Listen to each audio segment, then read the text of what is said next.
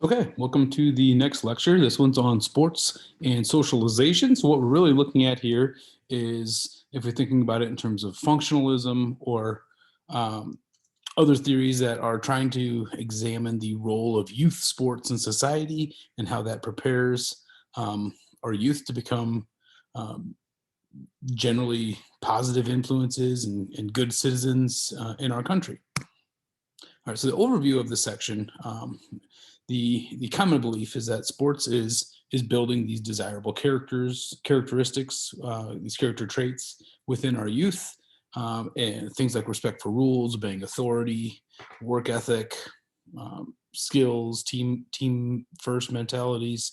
Um, that's just the sort of the general belief of youth sports. The author's view, though, in this section is a bit dualistic.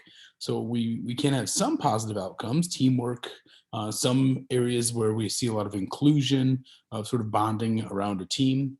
But then we can also see some negative elements of sports, selfishness, and exclusion of sort of a haves have nots argument. And we'll explore those a little bit in this lecture. Before we get into some of the um, deeper elements of competition and the values that it instills, we do want to separate the concepts of play versus competition. So really, play often we might think of as earlier stages of sports or of athletics or of just these types of physical activities. And competition comes in when we start getting formalization.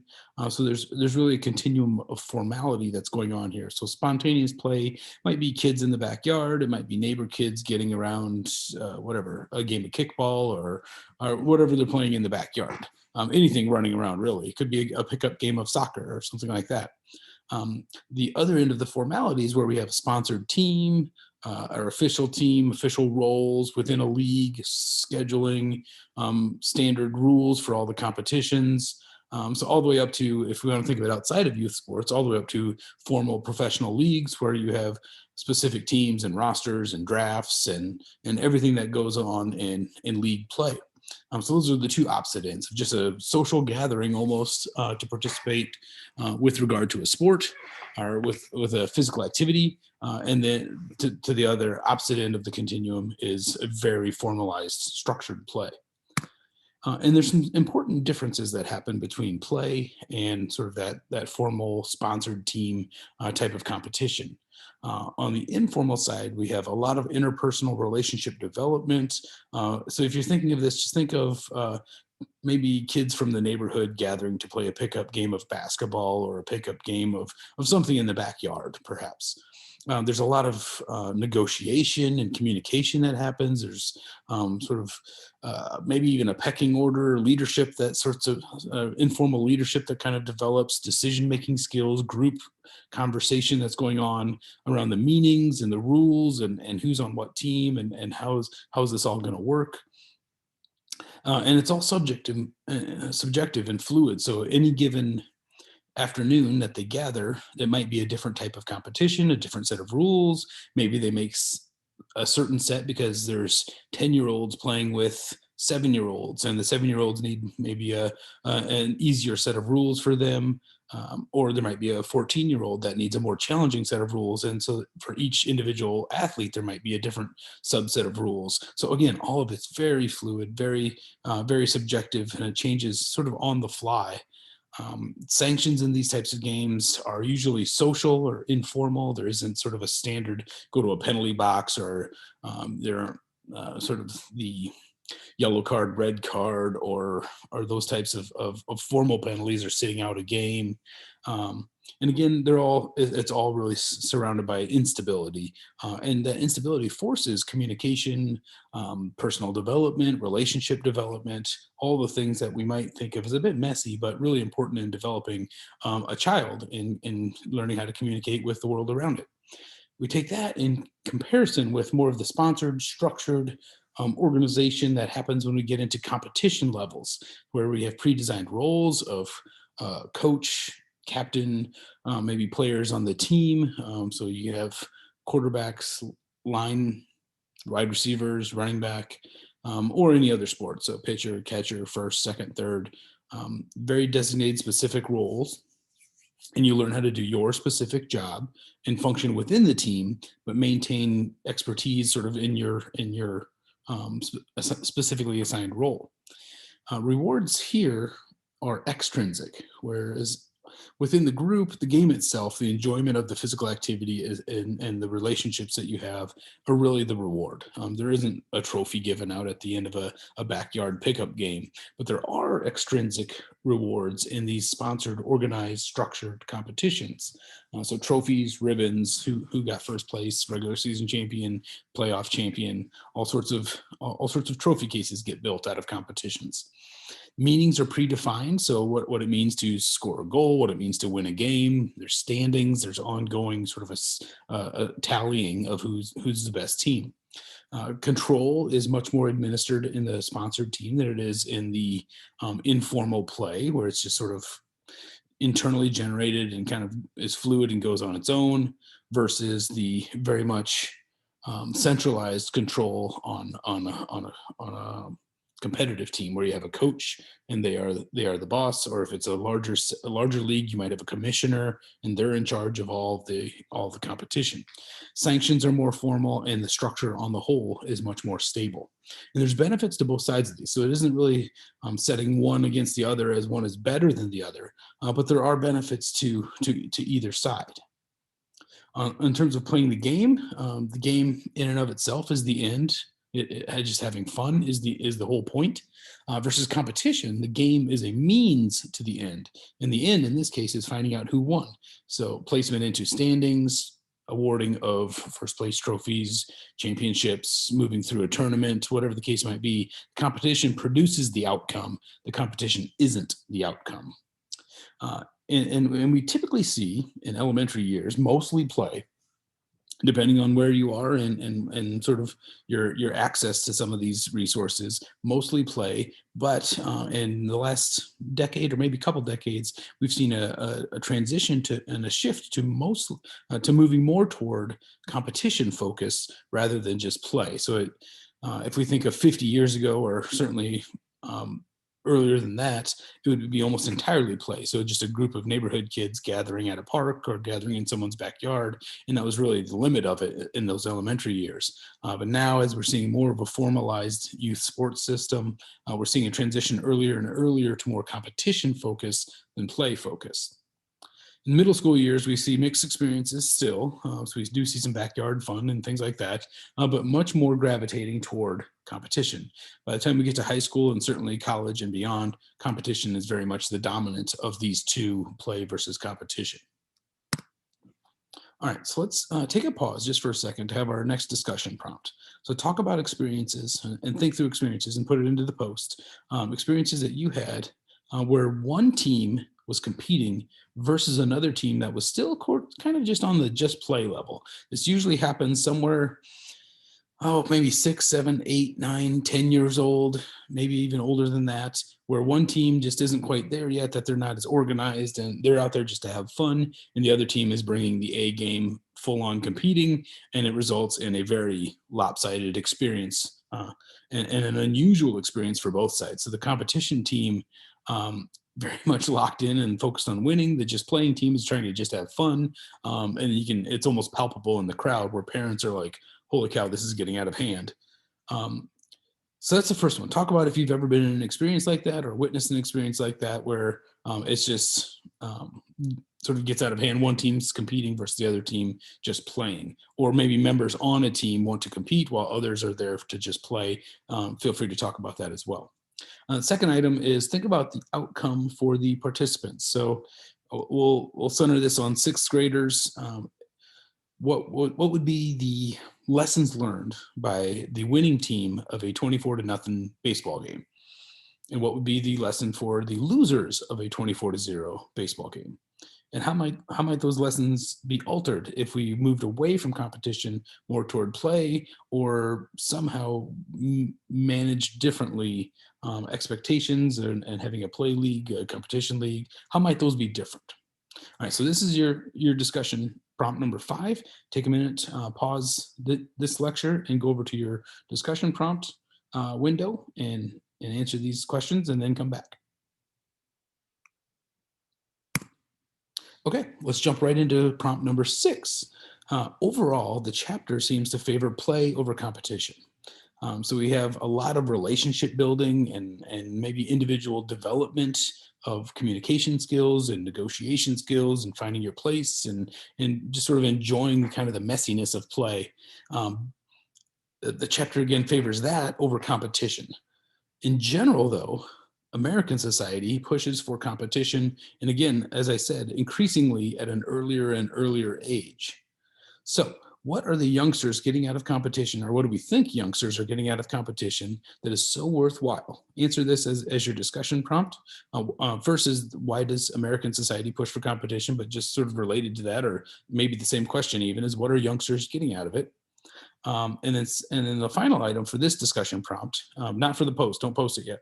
Are there places where values of playing can continue past middle school? So we generally don't see this that much, at least not on a sort of a, if you're thinking of competition versus play, much more competition focused once we get past middle school.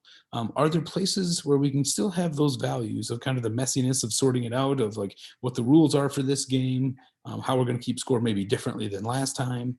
Um, are there places where that can still happen and where Americans can still effectively play without it being an organized competitive sport? Either inside or outside the world of sports, are there places where that can happen? All right, so take a minute and pop back over to your prompt or to your discussion post and answer prompt number 6. Don't submit it yet, and then come on back. All right. The next section in the reading went through the demographics of youth sports, and there's some important indicators here. Sometimes the chapter didn't fully sort of explore the how or the why type of answer, but just put out the data, and then we can start thinking through some of what that might mean. In sort of broad stroke, we have between 25 and 35 million kids each year in sports and organized youth sports. By the time they reach 6 years old, over one half of them are in organized sports, and there are important socioeconomic status factors in there. So if the child is a suburban kid, the kid has a much higher percentage chance or likelihood of being involved in organized sports earlier. So an 85% chance. Across the board, we have a high percentage rate, regardless of where you're from, 70% in urban, 72% in rural, but it is a significant increase if they are kids that live in the suburbs. A number of things go into that. The kids that start early tend to have a higher socioeconomic status. They tend to be male. They tend to be white, and they tend to have married parents. So all of those factors would also tie on to the suburbs. So higher socioeconomic status. Gender would obviously be balanced out. People in the suburbs have equal number of boys and girls. But the white and married parents also would tie on to suburb life. So higher socioeconomic status means kids get involved in organized sports at an earlier age. Next, in the reading, we get to identity, and this is a really interesting one for me. A lot of my research in the past is focused on identity, but for those student athletes that say that sports is a big part of who they are, not what they do, but who they are as an individual. 61% of boys identify sports as a big part of who they are, while only 34% of girls identify sports as a big part of who they are. I'd like for you to take a second to go over to back to your discussion post for prompt number 7. Why do you think this is the case? And do you see this as a problem? And if so, please identify who it is a problem for. Is it a problem that 61% of boys have so much of their identity built into sports or come from sports perhaps? Or is it a problem that 34% of girls have their identity come from sports? Is it a problem for both ends? Discuss if you think this is a problem, and if so, in what direction or in what ways might we think about this as a problem? All right, take a minute to go over to the discussion post. Once you completed that, come on back. Another important variable in predicting who is participating or who most able to participate. Where you live really matters. So in sparsely populated states or regions, there are more spots on athletic teams than there are people to fill those spots. So that's why in places like North Dakota and Iowa, especially in North Dakota, where you see 104% of boys would be able to participate in sports. There's that many roster spots and that few of boys are in the area able to participate. So there's more spots than they actually have people. Other sparsely populated states like Iowa, where you reach nearly 100% opportunity to be involved in sports if you want to, and very high rates for girls as well, 79% in North Dakota and 72% in Iowa. We still, again, see a gender difference occurring across the board, but even at the highest levels, our highest percentage availability levels, we still see a pretty significant 23 percentage points or so for Iowa. And then more densely populated areas like the District of Columbia or Florida, look at the percentage rates. We see 33% opportunity. So the number of boys in that region is so high compared to the number of spots available for competitive sports. So we see it down in the 30s for boys and down in the 20s for girls. Pretty jarring differences between our sparsely populated states versus densely populated states. All right, increased competition overall. So as we move through the grades up to high school, we start to see more and more and more competition. But still, we also see increase in childhood obesity, particularly in the United States. And we see a decrease in actual overall activity. So 60 minutes of physical activity per week in 9th and 10th grade, we're at about 31% of students or of children would have 60 minutes of activity per week. By the time we get to 11th grade, we have 27%. By the time we get to 12th grade, we're down to 25%. So you can see the trend line of where we're going here, negative trend line, trending down more and more each year. So the discussion prompt number 8, why aren't kids active? Think about opportunities to play versus competition.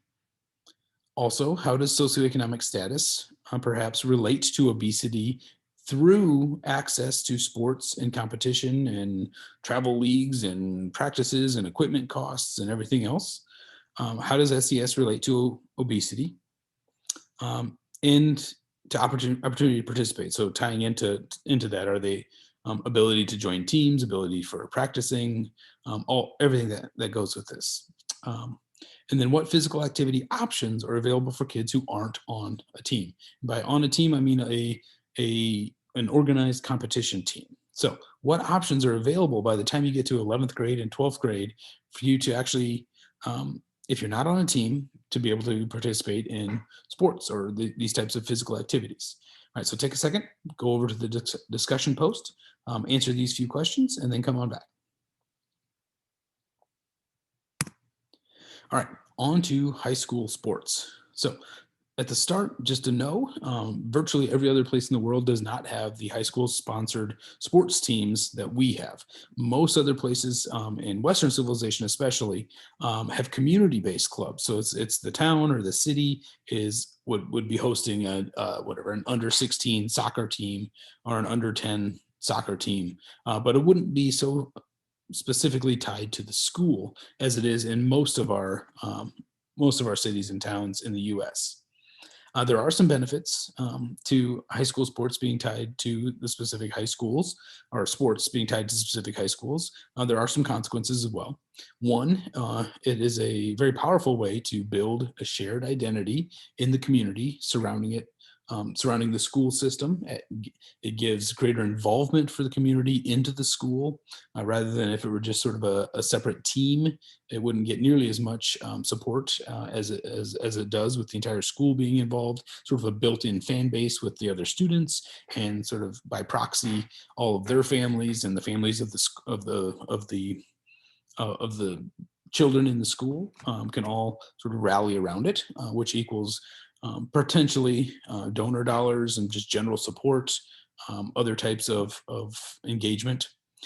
There are some consequences. So if you're a perpetually losing high school team and are perpetually bad in lots of sports, perhaps there's shame, embarrassment, particularly if it's a region that is really holds sports success highly, and it's a really important element.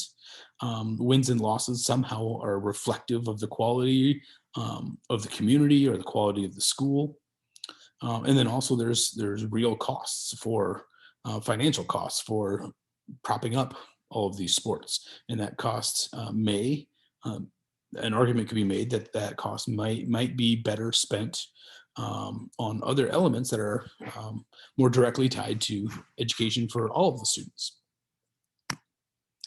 So the text goes through potential arguments for why we shouldn't have high school sports, and the cost that I just laid out. Public school budgets are zero-sum games. So if they get $100 and they spend 85 on athletics, that's 85 less dollars that they have to spend on academics or some other element of extracurriculars that might be potentially more open to all students. So every dollar they spend going to the football team is $1 less they have for anything else. And the argument sort of tying with that is that there's misplaced priorities. So an example of spending 60 million on a high school stadium in Texas versus spending 60 million on maybe academic buildings, adding to the library, other elements that might impact a greater number of students more directly, might be sending a misplaced message or a misprioritized message to students, to athletes, to the community. Also, the argument's made that this misplaced priorities reinforces gender inequality. So you can think of simple things like the start time of women's basketball or girls basketball versus boys basketball. In most states, the girls team has their game right before the boys game. So the boys game is essentially the big ticket for the night. The money spent, as I said a number of times already, the money spent on football and basketball, particularly boys basketball and football versus everything else. And then also a continuation of challenges with gender roles, with cheerleaders, female coaches only being able to be girls coaches rather than coaching across the board. Not almost entirely, a very large percentage of schools with male athletic directors. So a number of problems still with high school sports that the chapter brings up. So our final discussion prompt for the week and our final slide for the lecture. If this is also terrible, as the text seems to be sort of building an argument against high school sports and perhaps a broader argument against youth competition or competitive youth sports, why do we as society continue to do youth sports the way we do? So talk this through. This is sort of the big question of this this third reading is why are we doing this? What are we trying to accomplish with youth sports? Why do we think competition is the way to roll rather than simple play and encouraging play? So this is the final discussion. So pop over to your discussion post, write up the response to this, and then you can go ahead and hit submit. And then you are done with lectures for the week.